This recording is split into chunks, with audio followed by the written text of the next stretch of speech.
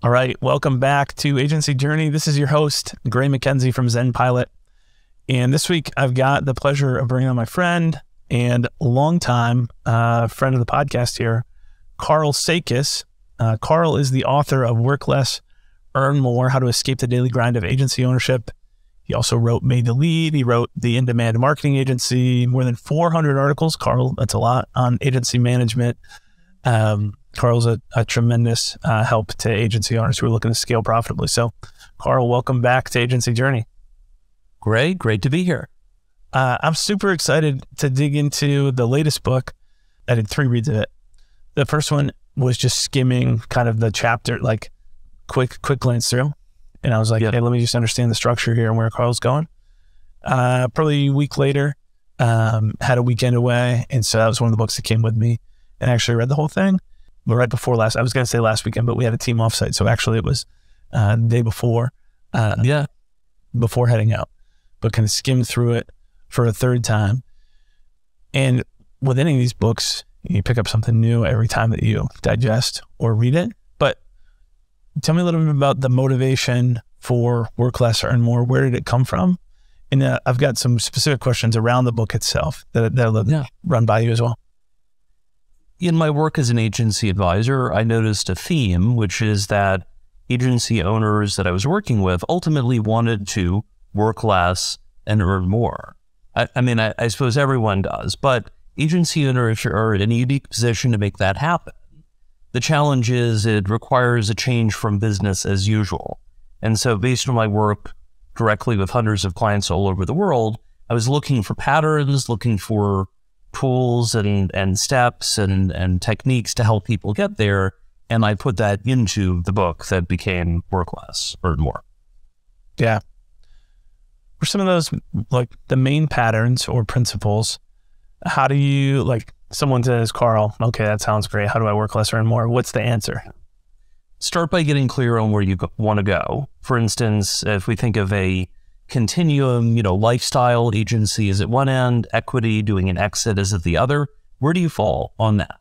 Work less, earn more is a match for either side of the continuum, lifestyle or equity, or somewhere in the middle. It's especially important if your goal is to do an exit, because the more optional you can make yourself, the better a deal you're likely to negotiate, because you could walk away. Of course, it still applies if you lean toward the lifestyle side of things. When you're optional at a lifestyle agency, you are doing the things you want to do rather than all the things you have to do. So getting clear on where you want to go is helpful, since that impacts a lot of the other decisions. So that would be the starting point. Yeah. I think in the book you talk about, when you talk about the 4, is it stages of day-to-day involvement? Yes. Yeah. So one of the keys, if you want to become more optional, which is stage 4, understand where you are today. So here are the 4 stages. And keep in mind, for people who are listening, think about where are you on these stages today, and you can be in more than one. So stage 1 is mandatory. And in the book, we have sort of the fuel gauge concept. Stage 1, you're mandatory, you can never get away. It's basically you and a team, but you're stuck doing most of the work. Stage 2 goes up to necessary. Your team's handling some things, but not always making the best decisions. You have a lot of firefighting to do. When you get to stage 3, needed, not necessary, stage 3, you can go on vacation, you can get away, your team's making generally good decisions, but you're also not going to disappear completely. And if you choose, you can pursue going from stage 3 needed to stage 4 optional. That would be the full tank on the fuel gauge. And in that case, you are just that. You're choosing to do what you want to do. And if you want, you could do an exit. So within that, of course, some people might be, for instance, maybe mandatory for closing sales opportunities, but maybe they are optional or needed stage 3 on the initial screening. You can be in more than one place, but there are specific things you can do to move up if you choose. Right. That makes sense. You've worked with hundreds of agency owners and leaders. Yes. When most folks come to you, what stage are they at? Usually they have grown past mandatory and they are in stage 2, necessary, or sometimes stage 3, needed.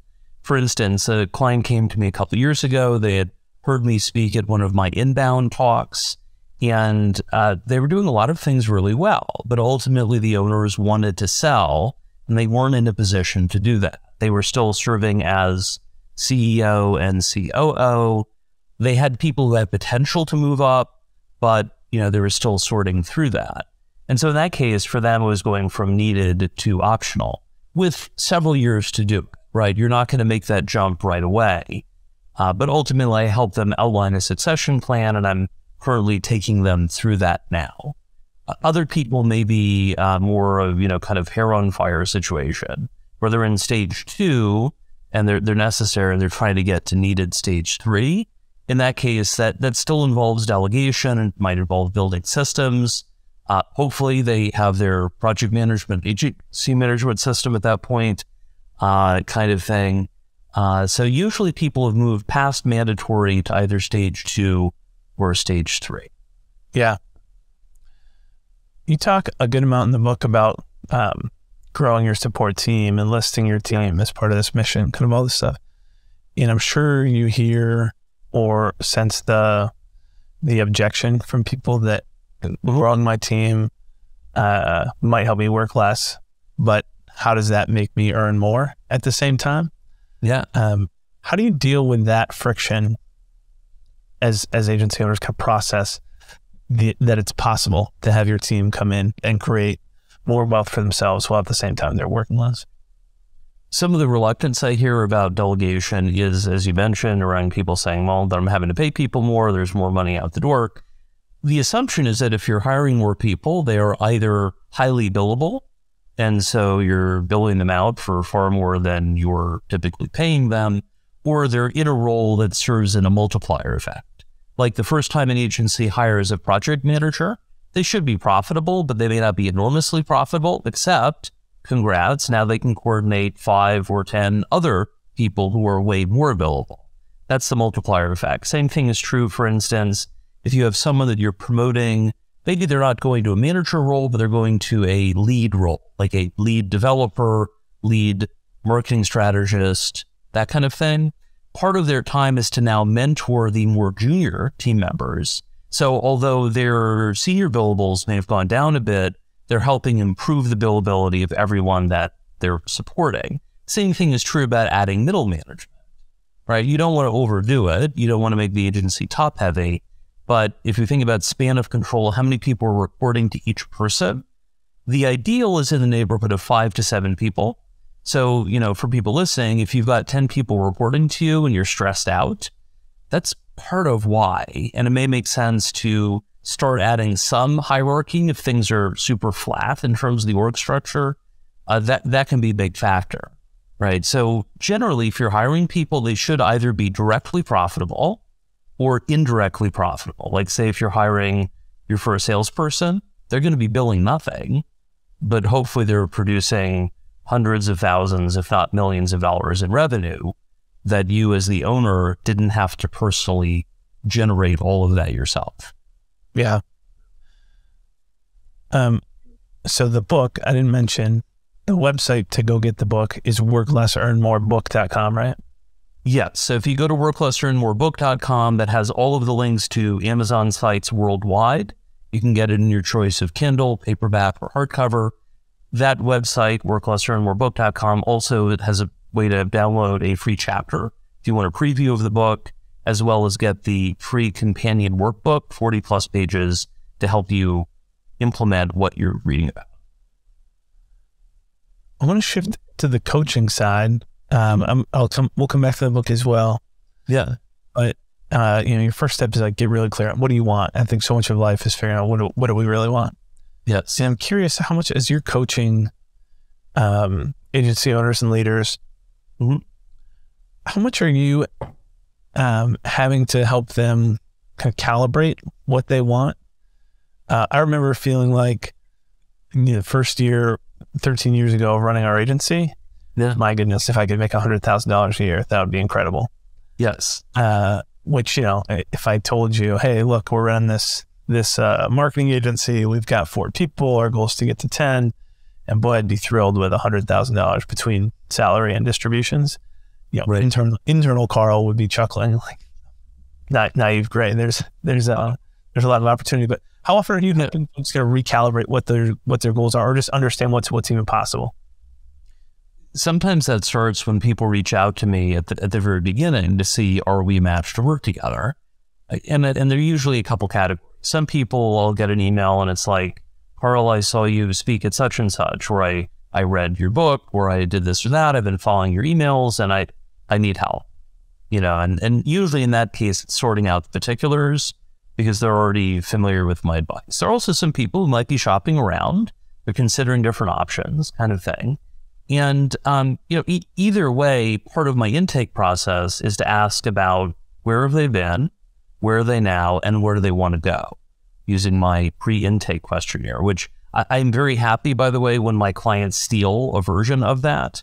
Yeah, kind of thing. People say in sales conversations, even if we don't work together, like just going through that process was helpful. So, I'll ask, where do they want to go?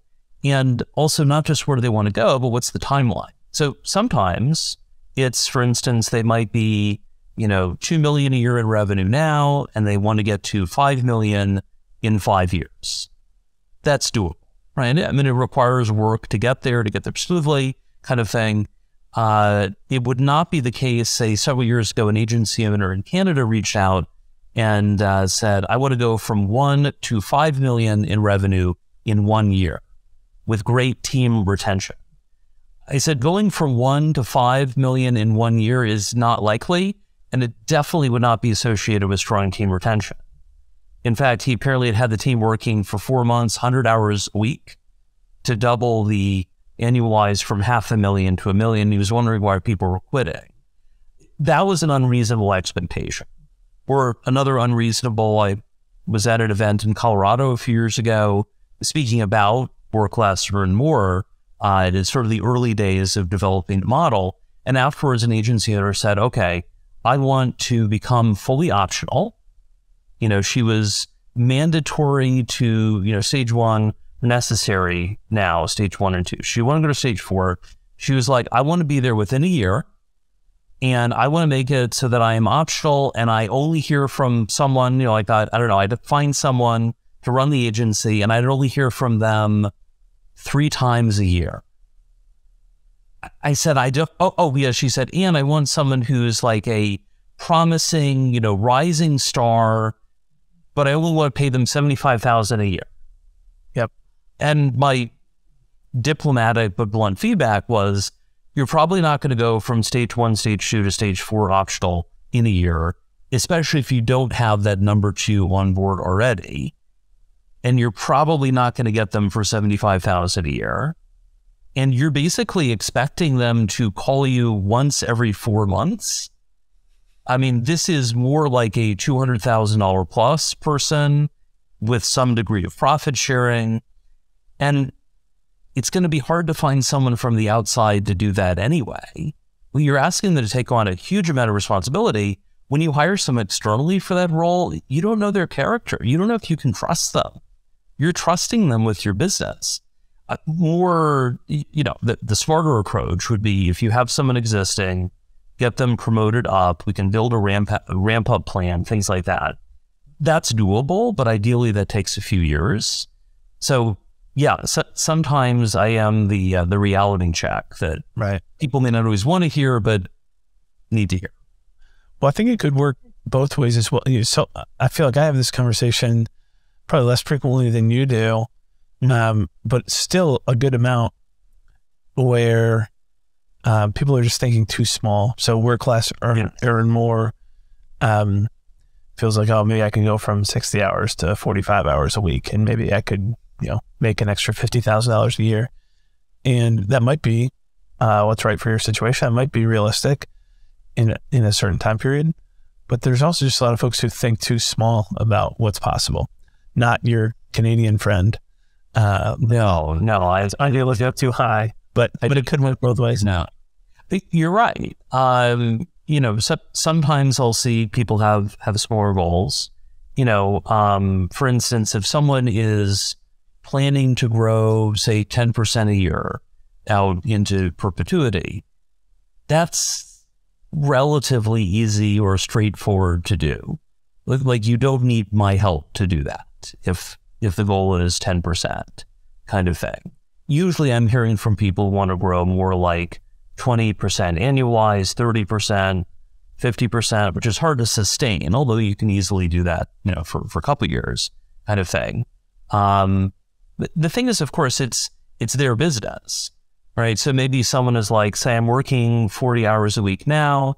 I want to get that down to 15 to 20, and I'm okay growing only 10% a year as long as they can keep the workload. That makes sense. But, if you think about it, if you own an independent agency, where you are the owner and operator, and you're maybe one of one or two or three owners, the agency is your number one or number two financial asset. Like, what else in your portfolio is producing 6 figures in annual salary plus other comp, distributions from 20 to 30% net profit margins, and the potential of a multi-million-dollar future exit? Probably nothing else in your portfolio, unless you're like one of 5 owners of the agency and you're, splitting things kind of deal. So, take care of your biggest financial asset. You wouldn't just, look at your retirement account, once a year and see how it's going. You wouldn't just leave it to chance. You would hopefully have some sort of a strategy, whether that's hiring a financial planner or something else. It's too important to leave your agency's success to chance when your family is depending on it.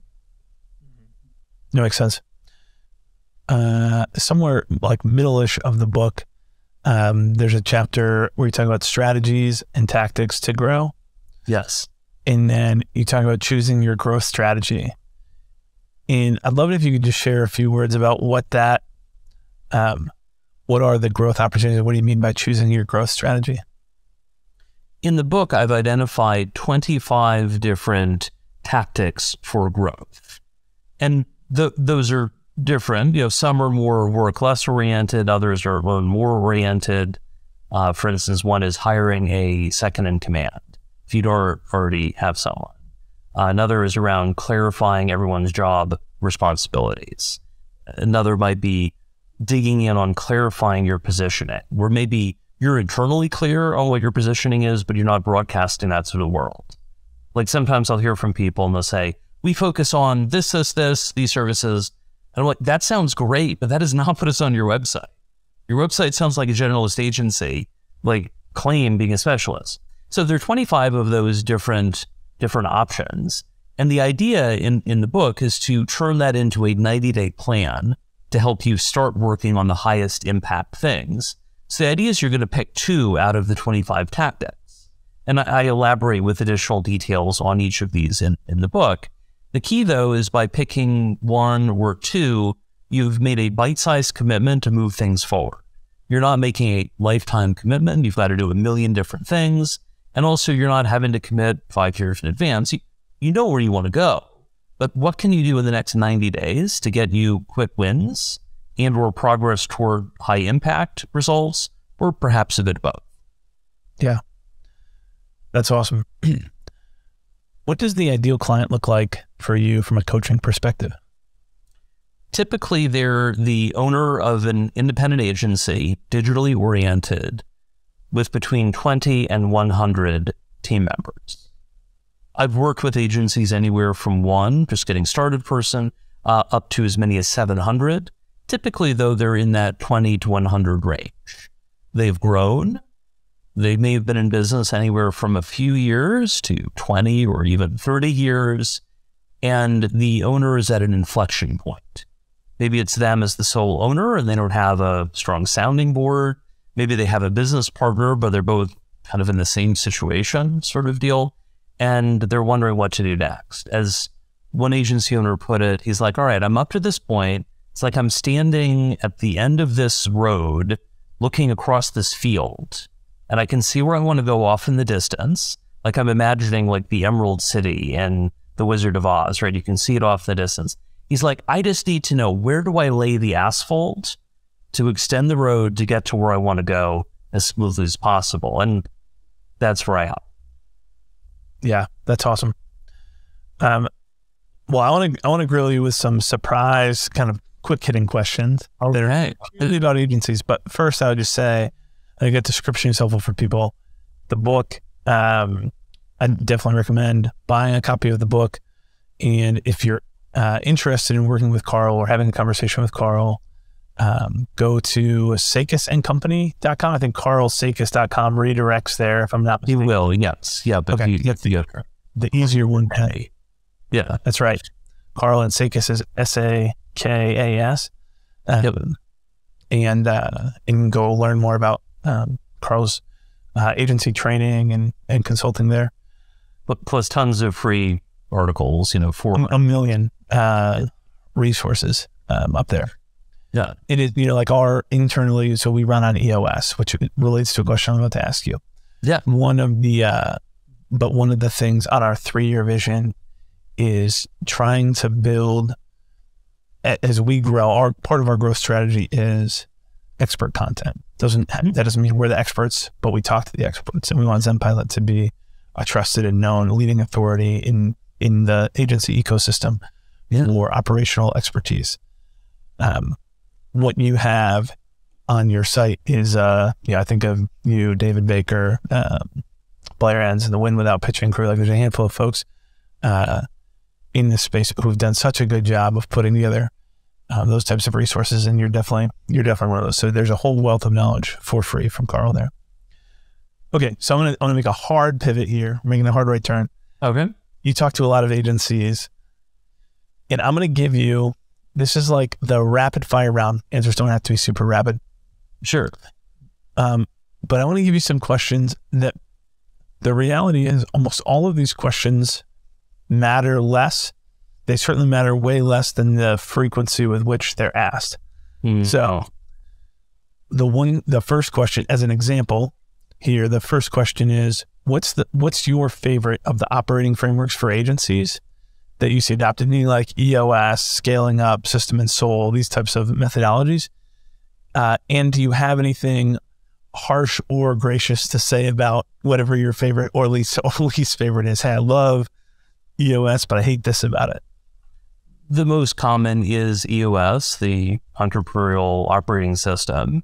It's widely used by a lot of agencies, and you can find someone to help run the system versus some of the other options, which are more niche.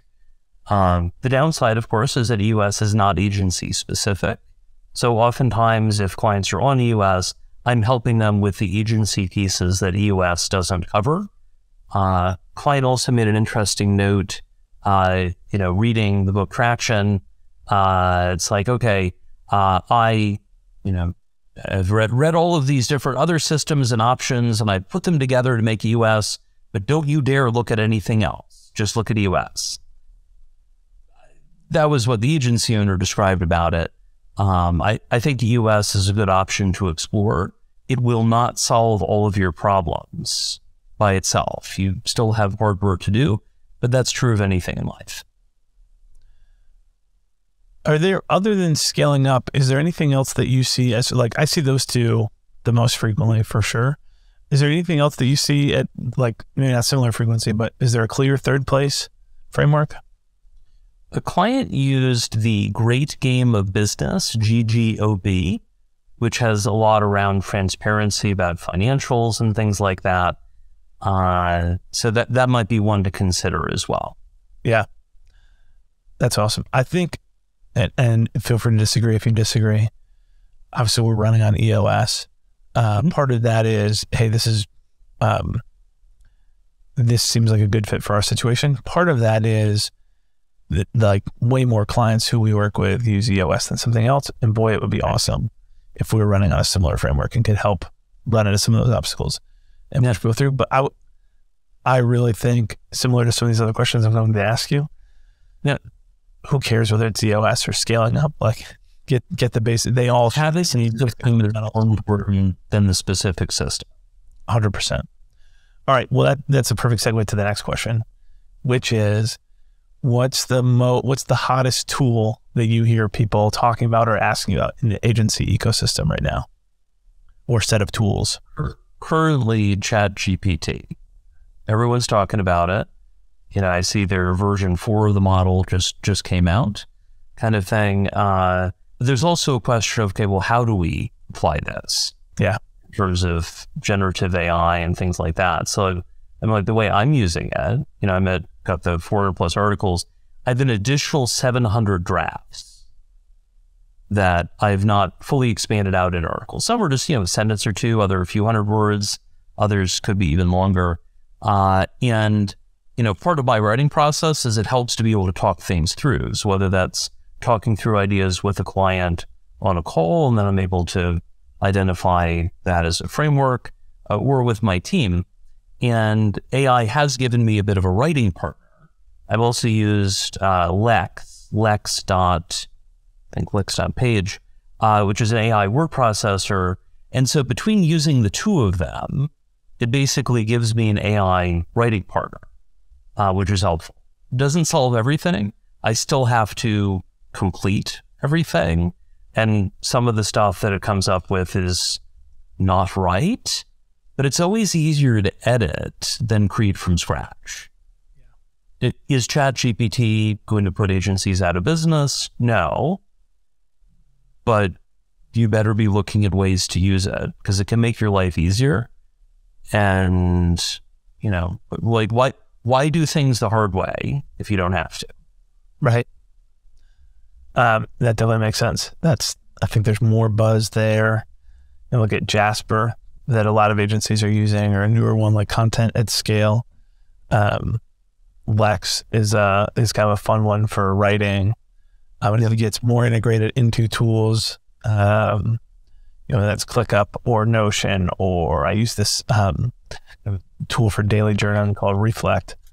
And as they all build out their AI integrations, it'd be interesting to see how much of our stuff stays in standalone tools like we're doing now. We're going to chat.openai.com, or we're going to Jasper, Content at Scale, or Lex, versus how much of that just gets integrated in, and it's just, we're in Google and we're just using Google's AI, or the AI that's embedded natively in our tools as well. I do expect most things or most types of things to get integrated into Google Workspace and other Google products. Think about, I use Boomerang, the email plugin.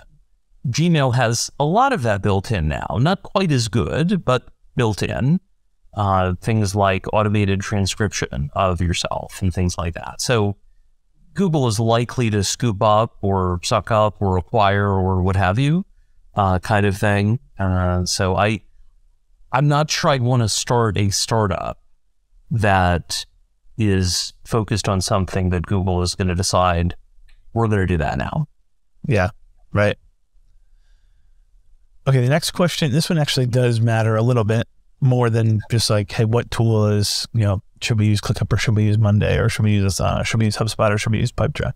That's what I mean. But is there 1, 2, or 3, a handful of metrics that you look at and care about more when you're assessing where an agency is than anything else? Whether that's, hey, I look at earnings per FTE right away, or I compare their utilization with their average billable rate, or what are the key things you're looking at right away to just get hey, this is not the whole picture, but this gives me a good sense of where an agency is health-wise? Sure. So first would be net profit margins, ideally 20 to 30% net. If it's below 20%, there are probably some profit leaks, which could be a range of places. So I'd want to dig into that. That would be starting my process. If it's well above 30%, that may be a sign that the agency is understaffed. Years ago, an agency owner in Australia reached out and said, he was overworked, but his net profits were 65%. And at first I assumed he had miscalculated it. No, that was true. It was, but he was doing all of the work himself. He just sold, for instance, a $20,000 a month retainer, and he planned to do all of that work personally on top of running the agency, and it wasn't working. So, if you are well above 30% net now and you're feeling overworked, hire people, eat up some of that margin, get to the 20, 30% range, and you'll be a lot happier. So net profit margin is number one. Next one would be revenue per FTE or per capita billables. The metric wise, it depends on if you're a specialist agency or a generalist. Generalist is going to be lower. So just to calculate this, take a look at your services revenue, divided it by your FTE count, the average over the year. And if you're a generalist agency, my benchmark is $180,000 per person. And if you're a specialist, $250,000 per person. And I've increased that over time, right? Thanks to inflation. Like if you're listening to this, you know, it's 2023 now. If you're listening to this in 10 years, the numbers will certainly be higher, kind of thing. But it's also important to take a look at how that changes over time. Every time you hire someone new, if you don't also increase the revenue, the rev per FTE is going to go down. So, you know, that's a good starting point, but we also need to dig into why. Same thing with profit margins. If you are running most of your comp through shareholder distributions, those aren't hitting the profit and loss statement. But if you sold your agency and they needed to hire a CEO, they would be paying them through the P&L, through expenses, through salary and bonuses and such kind of thing. So net profit margins, 20 to 30%. Revenue per FTE, ideally at least $180,000 per year per FTE. If you're a generalist agency, $250,000, you know, or higher if you're a specialist. In terms of the third KPI, a lot of that will depend on the owner's goals, right? Maybe they're happy with the money they're making, but they're overworked. Okay, for them, it's how do we reduce their overall workload and or their billable workload? Sometimes I'll assign coaching clients based on their goals. Maybe they've been doing 20 hours a week of billables, and the goal is to get them down to 10. That's a sign that they've delegated out. That doesn't fix everything, but it makes it a lot easier. So the third one really will depend on their goals. Or it might be, for instance, getting their recurring revenue up. You know, a lot of the agencies I work with already have a very high percentage of recurring revenue, but clients several years ago had reached out. I have a case study about this on my website where they were about 10% recurring, wanted to get that up. Over the course of about a year, they managed to get it from 10% to 90% recurring. And one of the things that I dug in with them early on was, okay, what are the services they could sell that were matched for recurring, and expand those, and focus on recurring across the whole agency. So in the sales process, it's not just here's the initial project, but framing here's how the agency could help after phase one. The account managers and the project managers doing the same thing so that everyone at the agency was aligned around clients' benefit from ongoing help. That is through MRR, monthly recurring revenue retainers. And that's how they did it. They could not have gotten there without a strong focus of everyone, you know, rowing in the same direction. Yeah. I think that's great. A follow-up question to your point about margins. Mm-hmm. Have you seen any firms that you'd say, hey, this is a healthy firm, they're healthily staffed with margins that are 40, 50%? There are some out there.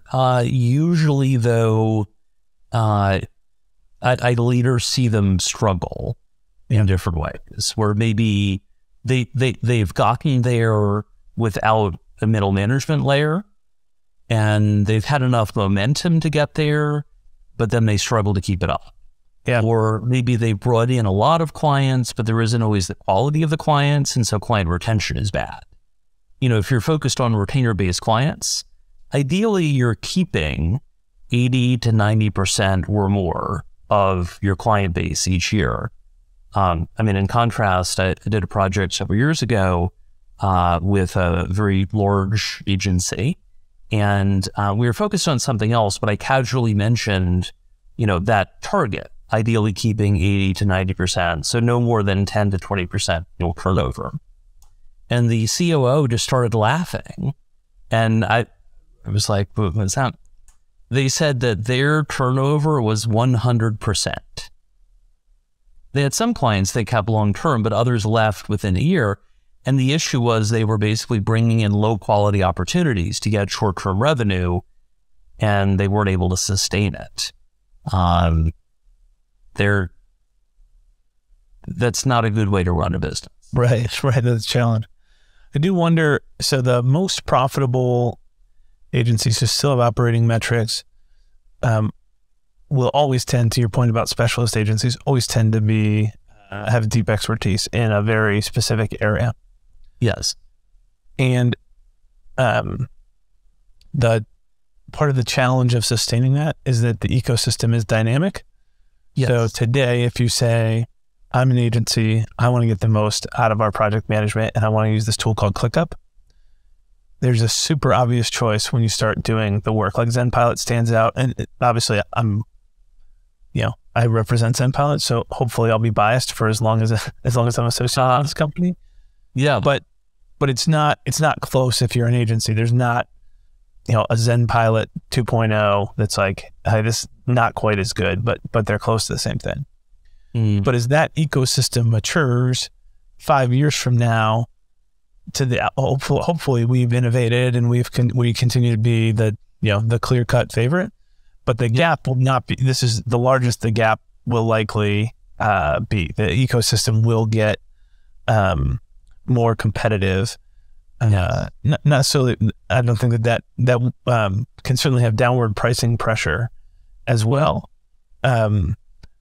But there will just be a lot more options in the ecosystem, unless ClickUp implodes or whatever. And we've seen the same thing happen in a number of different industries. So do you think that's like, what's the fundamental reason? Because it seems like 30%, 35% shouldn't be an artificial cap on this. Is there a different reason that I'm missing on why it's so hard to sustain higher margins than that? Because I've seen the same trend. It is really, really hard to run a business, but is that, back to kind of the limited thinking thing, is that because we just don't see it? And the farther you get and the more conversations you have, oh, am I doing something wrong if I'm at 45%? Or is it the ecosystem, or is there another reason why it's hard to sustain those margins? I mean, the part about, say, the 45%, if an agency owner meets another agency owner who's like, I'm making 45% net margins, the thing I'd be wondering is, okay, what is your annual compensation? And what is the mix between payroll versus distributions? If it's 45% margins, but they're paying themselves $100,000 a year salary plus $150,000 in distributions, okay, well, they're skewing their numbers, right? That's not really 45%. Yeah, you need an analysis compounds kind of way. The other piece to consider, and I talk a bit about this in the Work Less Earn More book, is labor is the largest expense category for any agency. My metric is generally you're spending 50 to 60% of revenue going back out the door for labor. Now, that includes your own compensation as an owner or for the owners, and ongoing freelancers as well.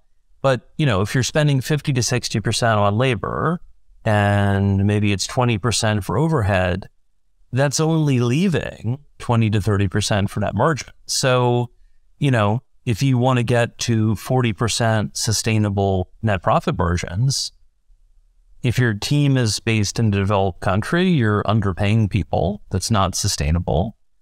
You might have a significant portion of your team based in developing countries. That's an option. But there are a lot of challenges to sustaining that model. Usually I'll see agencies find a great outsourcing partner that does solid work and things like that. But oftentimes it was like the third or the fourth or the seventh partner that they worked with over the years. And you know what? Even, I see these clients that do a heavily outsourced model. You have to still keep looking because something, quality might slip, or they might keep raising their prices, and that eats away at your margin. So, it's a different model. I talk about the idea of, are you running a front-end agency, a back-end agency, or full stack? Front-end is you're doing the client-facing work, sales, brand building, strategy, and so on. Back-end is you're doing the fulfillment for the front-end agencies as a white label firm, or full stack would be the traditional model where you're doing all of that in-house. So I like the front-end agency model where you're doing the client-facing work and outsourcing the rest, but you better pick the right outsourcing partners. Right. That makes sense. And I could ask you so many questions, but I've already kept you right to time. And come back for a fourth episode. And so let's keep it going. This has been awesome. So KarlSakas.com. See services, worklessearnmorebook.com for your most recent of the books.